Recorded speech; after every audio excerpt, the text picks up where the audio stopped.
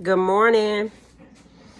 I am here. At first, I'm like, okay, I'm not gonna do a video.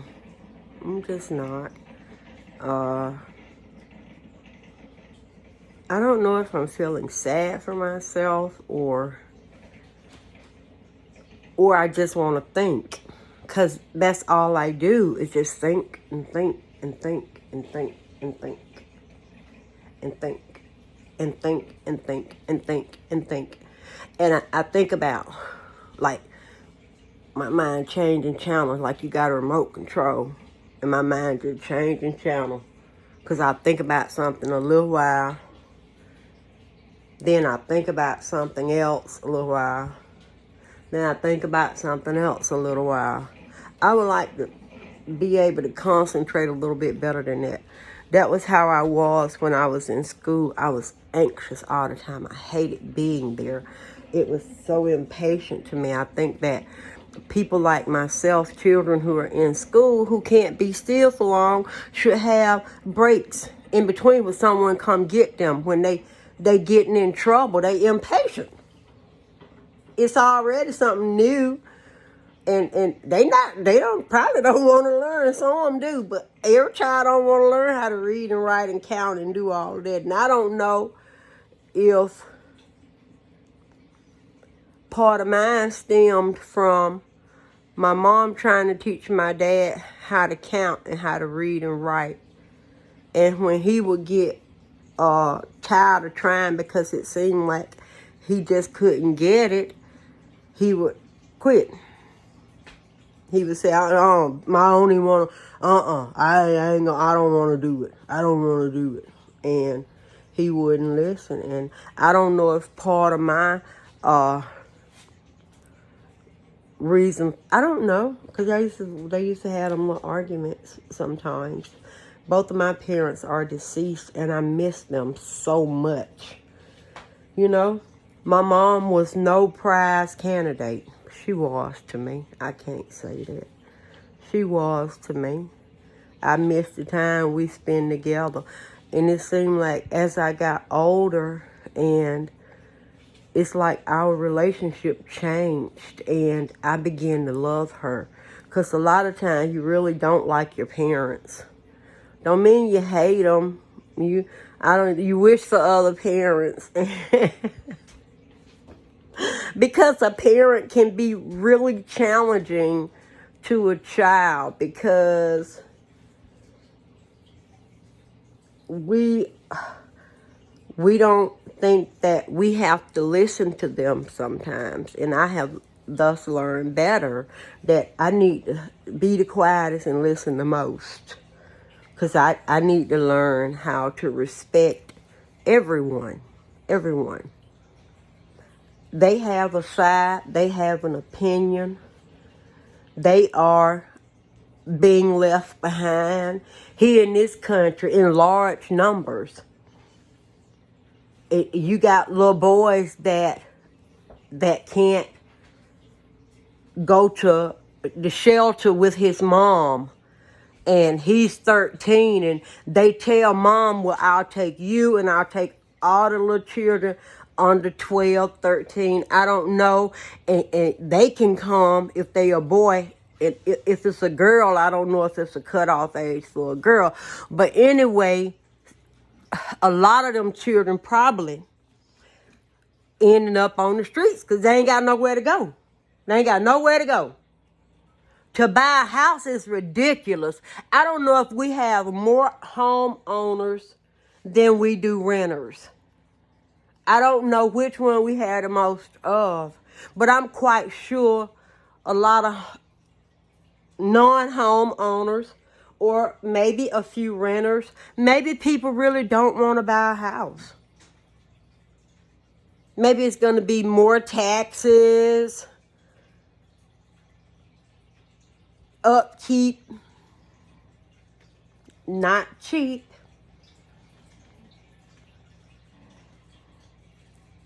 What you call that? Lawsuits from an accident or anything that could happen. So if you're buying a home and getting your home financed, you're going to have that insurance in case something goes wrong with the house during the process of the payments. And the insurance is going to ensure that the house, well, a certain amount, because I think that a lot of times they don't pay the full price off on things. They only pay a certain percentage in some cases. Perhaps it all depends on your deductible. I mean, I don't know. Those are a lot of interesting things to think about. We got gas prices easing back up real slow. We got people dying hard, from COVID. Large amounts of people from one condition at the same time. Worldwide, not just in one area, but worldwide. I need to sit that down. I woke up like this, okay?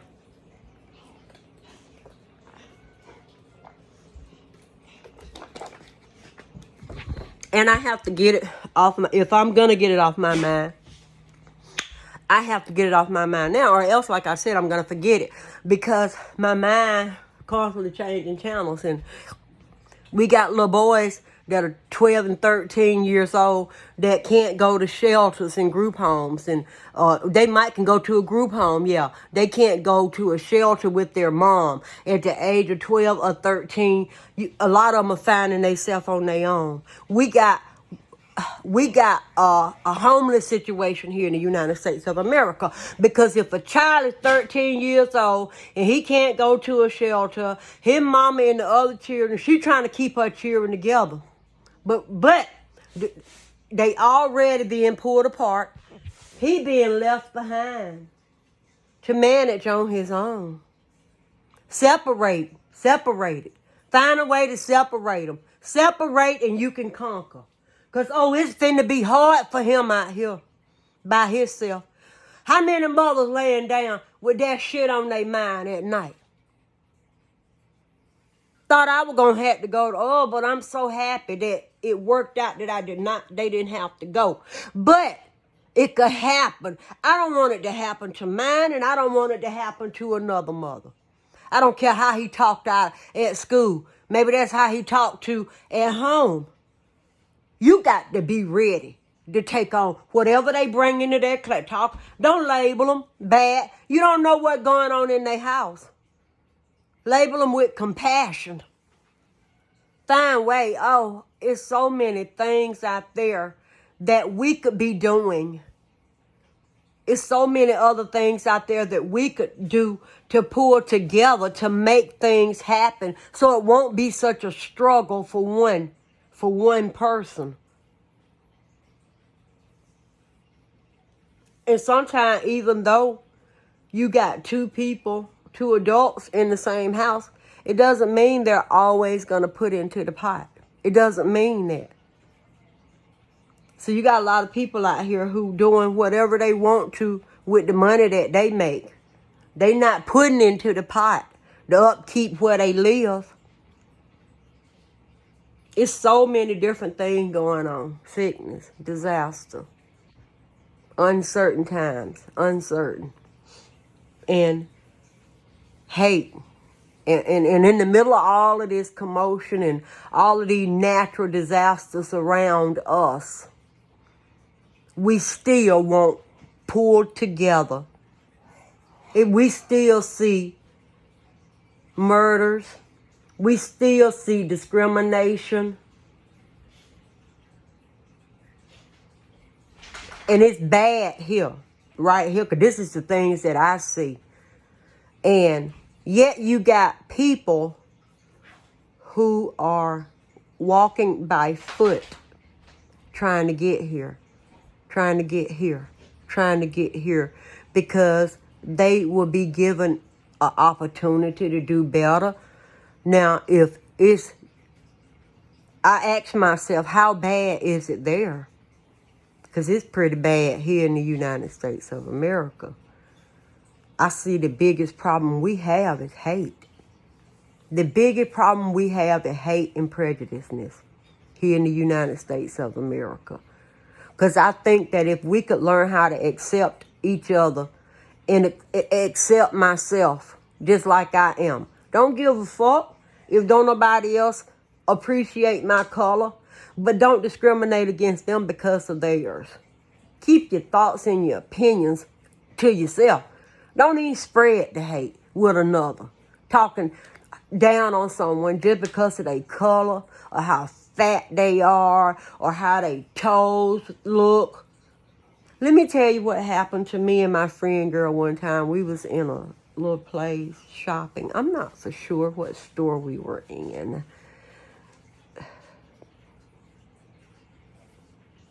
But she came over there to me and she said, just go there and look at that lady's feet. And I couldn't see good. It's not funny, her toes, but it's funny with how I was trying to, and she was telling me, don't stare. And I was trying to zoom in to look closer at her feet because I had never seen toes shaped like that before. I wonder what it was that made her feet grow, her toes grow like that. Now it was funny because she was telling me don't stare.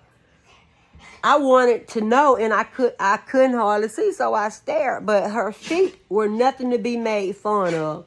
But she said, I told you not to stare. And then we laughed about it. She said, and then you just zoomed in, sis. It was so funny afterward because she was not lying on me. I was trying hard to see her feet so I could understand better. Sometimes if we stare, it's not that we're making fun of you. It's just that we're trying to understand. You know? We don't know why a lot of people wear their clothes down as long as they do. Trying to cover up their feet, maybe. I don't know, because she had the long things on. I'm not so sure where she was from. I think I can't say where she was from. But she had I don't know what you call it. They're so beautiful to me. And here I am. I'm afraid to wear them because I'm afraid that people will make fun of me. I used to wear it when Miss Packer first gave it to me. And I don't know. I think that I don't know why I didn't wear it. Maybe I didn't like it. I like the long thing and the pants. I don't know. I don't know. Maybe because I was afraid of what people were gonna say. Yeah. Maybe that was what I was afraid of, what people were gonna say, because I had a tendency sometimes to be afraid of what others are gonna say. And that's one of my prayers to myself, is to get like that age where I read where a lot of people say some of their biggest regrets is spending too much time caring about what others thought instead of living their life to please themselves. So I'm trying to get to that point to be, because I have to live in here. No one else does, unless I hire them to live in here with me for a little while. And at the cost of that is not cheap. So, and mental health wasn't added onto insurances, and a lot of people don't have access to mental health facilities in their community. And doctors don't offer mental health as an alternative. A lot of times they offer a pill, but a lot of doctors would give you the name of a counselor or whatever. I think that there should be one in each practice. As many mental health care workers as can be added into practices, They should be. They should be. They should flourish the doctor's offices. every doctor, every practice, and people should be scheduled a 30-minute session with one. Even if they don't keep that 30-minute session, just say, here, this is someone for you to talk about, your meds and whatever you're feeling, and you don't have to make them say a counseling. Tell them it's part of the routine visit is to get a chest x-ray and a mind freeing session where you can go in and just have a couple of seconds, 15 minutes, 5 minutes for some who, if you can, and some of them, they probably won't even accept it because you never know what they afraid gonna come out. I mean, I don't know. Or if they're afraid that the person gonna trick them into telling something that they may have done. So they don't want to go. A lot of people might have been through that. I don't know if it's a trick or not. I don't know if it's a trick or not. But I still, whether it's a trick or not, I still don't want people to know everything I have done in life. Some things that I should be able, I'm not murder somebody. Not murder somebody. Maybe that should come out. I haven't done anything like that. Biggest complaints that we have about secrecy is usually gossip. Gossip spread like wildfire. They just got it all over the TV, the news. That's all we hear is what people doing. Only reason they famous is because people just stay up in their business so much, worrying about what they doing. Because if we were to just allow them to entertain us and not give a fuck about their life, because we got so much time trying to deal with our fucked up life and the thing that's going on around us, then maybe it would make me a happier person if I were to do those things. See? I said I was going to start saying we. I got to stop with the we. That's one of the things that I be thinking about in myself is, although we worry about one another, we shouldn't worry so much about others. We should be there to help when they need it and go on. Because if we worry too much about how they live in their life and who they living it with, they going to let us down and become a disappointment. And be their friend. Just be a friend to others. My refrigerator door won't stay closed. I don't know why it's been that way. And then I got it fixed and they had to move it the other day and now it won't close. It didn't really it get warm anyway. And that damn door won't close on it. Shitting me. It's not easy out here. It's not. And if life has been easy for you, then I'm happy for you. I'm happy for you. If you've never had to walk from Honduras to America because Honduras is so bad, can't you go down there and give them some water to drink? Huh? Can we do that? Can we go down there and give them some? I don't know. Because I don't know if I want to go do that or not. I've been thinking about that. What I need something to do towards helping others. That's where my joy comes from. And it seemed like helping one person over and over and over and over and over again is not enough. And driving back and forth to go from one person to another. It's a lot. It's overwhelming. And I'm so burned out and my headaches and all of that stuff. Well, you know what? My headache been a little bit better here. I think it gone numb up in there. I'm thinking it's gone numb up in there from all of this pollen that's everywhere. The pollen is amazing. It was blowing so bad yesterday, it looked like rain falling. It was just thick yellow, bright yellow, just thick. And the wind was blowing hard, and the pine trees were just spewing it everywhere. And I ran back in the house and shut the door. I said, no. So I need to use my mask too. The mask is something that I intend to keep in my system. It's that mask, because the pollen, it won't get into my system like that.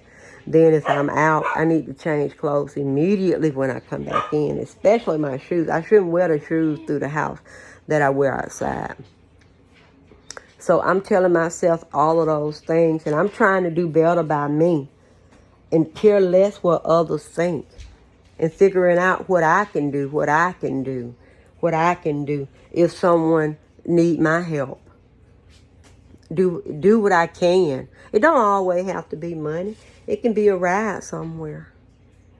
It could be a quick trip somewhere. Something of that nature, And come on back to the house. Cause getting out is not easy. Getting out of my comfort zone is not easy, because it's so much going on, like I said, out here. When you leave home, you got a lot of things going on in the streets. You got a lot of mass killings in a short period of time, 1 week apart, or less than 1 week apart. Look how many people got killed in them one settings. That's a lot of people. That's a lot of life gone out of this earth. It's not easy for a sperm to turn into a baby anyway. It's not easy for it to survive, because you have death fighting life. It's like a bitter fight between life and death. It's a bitter fight. You got death just trying to kill the earth. Death becomes stars in the sky.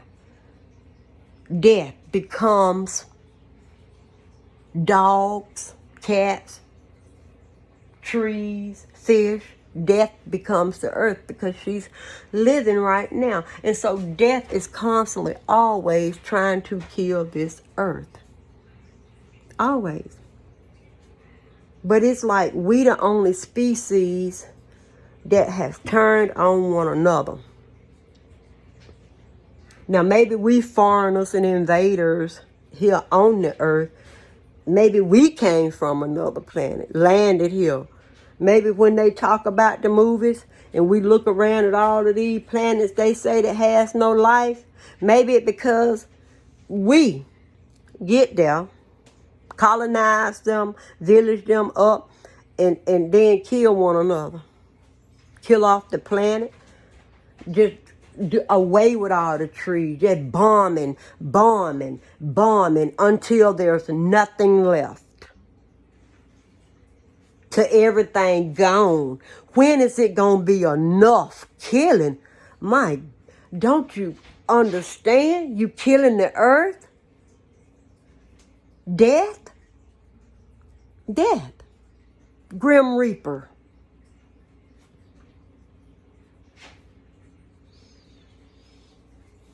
And it may not matter to you, because you may not be here. I'm only going to live a certain amount of time. But a lot of times the decisions that we make affect the life of someone else. We don't know if they could have discovered something that does help people to live longer, and you killed them. You don't know what that person's potential could have ended up being in the long run. The fight that one sperm had to take on in order to become a human. That sperm, the mutation process ain't easy. Life is not easy. And yet, but it's so easy for someone to take it. And then I see how it's disrespected in the Christian book, the Holy Bible. No respect, no regard, no morals, no sense of nothing when I see how many lives were taken. And yet people still follow after those beliefs that it's okay for them to kill.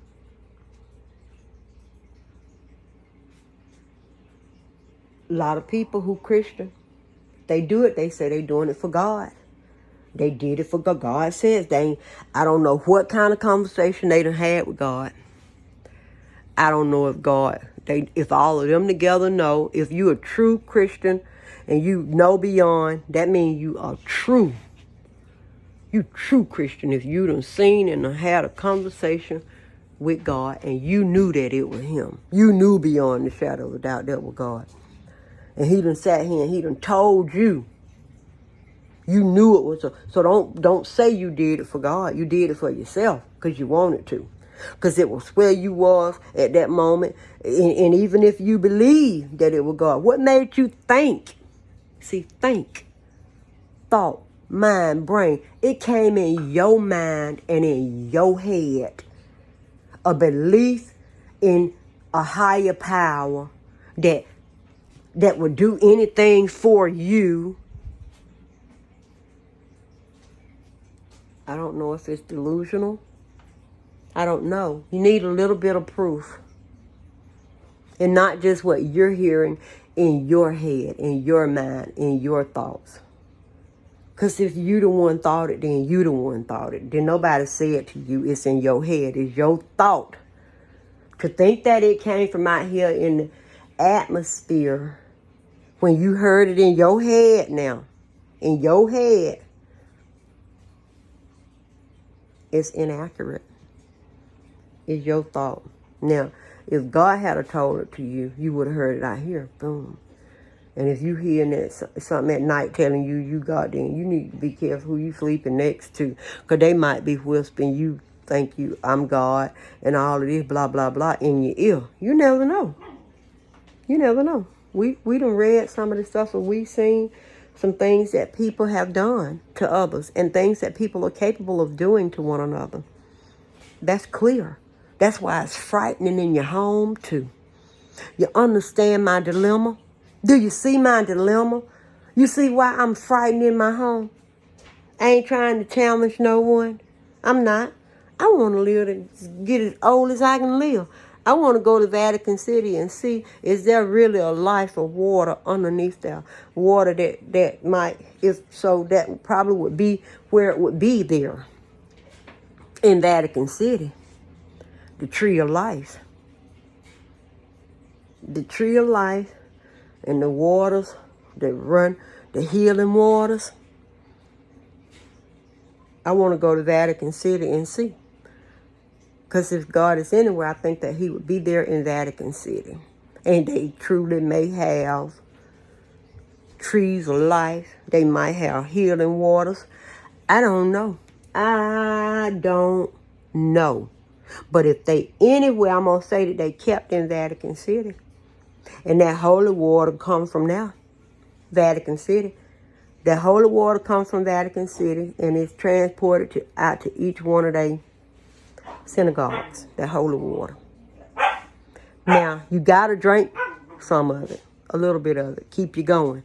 Keep you going. Just a little bit of it because of the things that water contain, the things that water hold inside of it, the minerals and all of this. It's make it some of the best drinking water on earth, the best water that you can have, because it keep you forever young. Now, if that water is anywhere, it's in Vatican City. Yes, that's going to be my quest one day, to get to a boat that can take me to China or wherever. No, I don't need to go to China. I need to go to Africa, a boat to go to Africa. Because if I want to go to China, then I think I would need to go to California, Washington.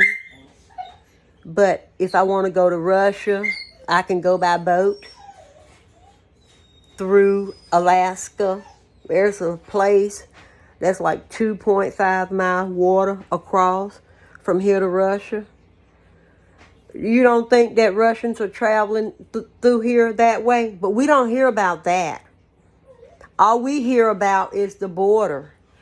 All we hear about is the brown people that are sneaking onto the land. Like we the ants, and we this and we that, and we roaches, and we all of that, and we all of that, and we not citizens, and we ain't this, and we aliens, and we monkeys, and we this and we that, and we ain't and we is. I don't know what we ain't and is, but I know that we should be fair in our decision making. Because I bet that people use that little old waterway. I know they use that waterway. But you see, it's a bigot out there somewhere that keep it on the hush-hush. It's acceptable because they white-skinned. Because they white-skinned. But we don't ever, only time we talk about Russia is when we talking about Vladimir Putin, whoever the president is. We don't know the condition of the country. We don't know if they escaping, if they refugees. We don't know if they trying to get here. We don't know if they smuggling. I'm quite sure they smuggling a whole lot of children who speak or know English when they get here.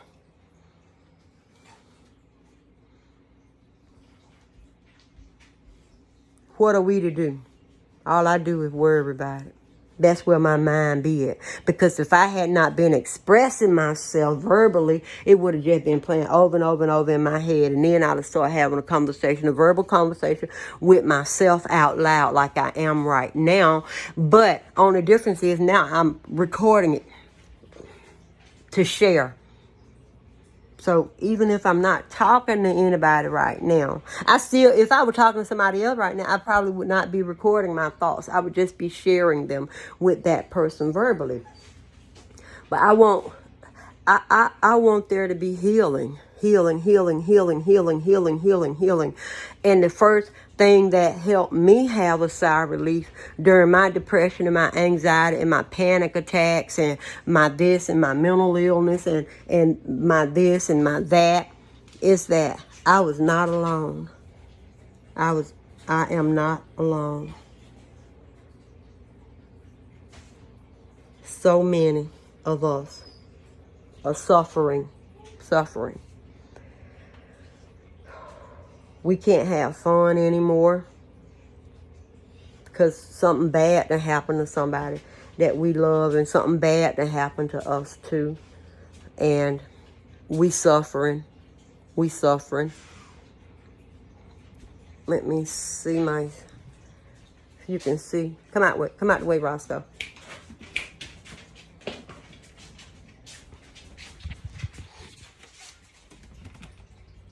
I can't flip the phone around, but this is my son. This is Jeremy Carlos. He was 11 years old when he was murdered. Beautiful young man. Beautiful. He wasn't given a chance. He wasn't given a chance by the person that killed him. He wasn't given a chance to reach his full potential. Keep on maturing. We mature till we dead. We mature.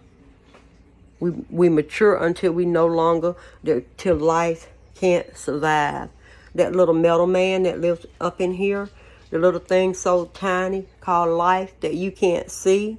But if you've ever seen Men in Black, it's one of them little bitty little things that driving a little wheel.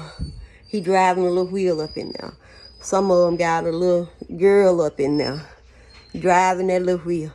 Driving that little wheel. Keeping our blood flowing. Keeping our system working. Our mind thinking. Just a rolling along. And sometimes we get trapped in one place. One occurrence, one event, and not knowing what happened traps a lot of us for a long time in our head. Some parents don't know where their child is. My child's been kidnapped. Where? Is my child still alive? Is my child out there? Will I be reunited with my child? One day I'm quite sure all kind of thoughts must go through their head.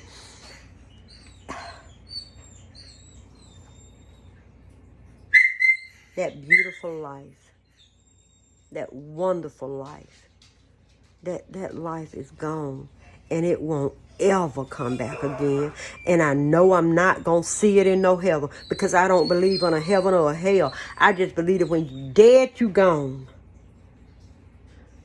But my little tiny life, I think it's oxygen too. Oxygen.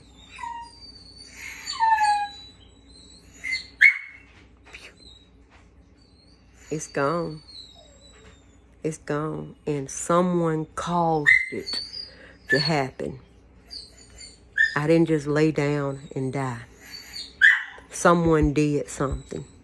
You might get Rebecca if you ain't careful what meals you eating. Because what the Bible said, that she poisoned her own sister because she wanted a motherfucking man. Ain't no nigga that good in the world you should want to poison somebody for. Just to have him. Just to have him now. You poison your own sister who you grew up with. Y'all, she was so horrible to her. They didn't say she was horrible to her. They just said that she wanted the man and thought that she should have him.